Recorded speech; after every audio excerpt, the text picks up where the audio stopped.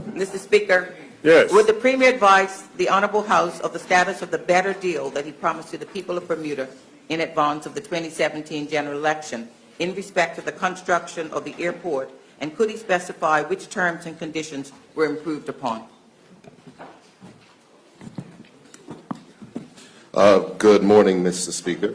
Morning. Mr. Speaker, I want to thank the Honourable Opposition Leader for her question. And what I would say is that the Honourable Opposition Leader, I'm sure, was paying attention when we gave a press conference on the report, where we rolled out about 19 binders full of a contract that had in the unspeakable terms that it was unable to be varied. Now, every single other contract has ability to be varied, but not this one, Mr. Speaker. So given that that member was a member of the cabinet that approved a contract that could not be altered, I'm sure that she could tell us how the people of this country can get that better deal. Thank you. Thank you, Premier. Honourable Opposition Leader, would you like a supplementary or put your second question? No, this is a supplementary. Put your supplementary. Will the Premier accept that he has misled the public either through ignorance and intentional deception, that the terms and agreements of this, with respect to the terms and agreement of this contract? Because as the Premier indicated, once he got and looked into it, he recognized that it wasn't what he understood. So he either didn't realize what was there or he misled the country. Mr. Premier. Mr. Speaker, I promise my colleagues that I'll be on my best behavior today. Oh, the Speaker would have it no other way.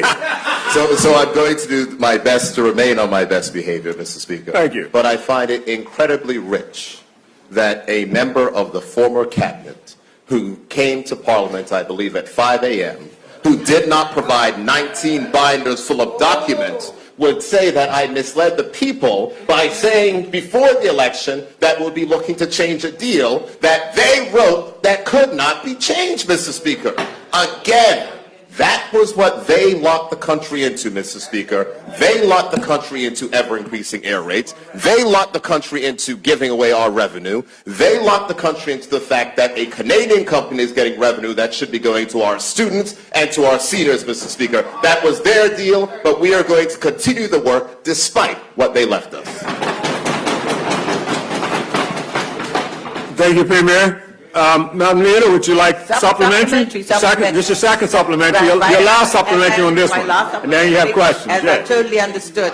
And bearing in mind that the Premier had what I call his preamble, I'm just going to say to him that perhaps he should have recognized that until he looked at it, he didn't know what was in there. But my other question was, my other supplementary, and the Premier went down the path, so I'm going to go down it as well, because the Premier indicated about contracts, etc.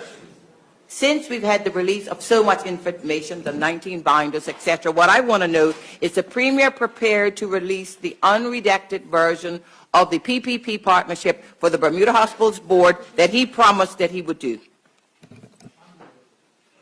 Thank you, Honourable Member. Premier? Thank you, Mr. Speaker. Mr. Speaker, I will let the Honourable Opposition Leader know that I do not remember the specific reference to what she said, but if she has said I have made a commitment, I am happy to keep that commitment, and I will be happy to do so, Mr. Speaker. Thank you, Mr. Premier.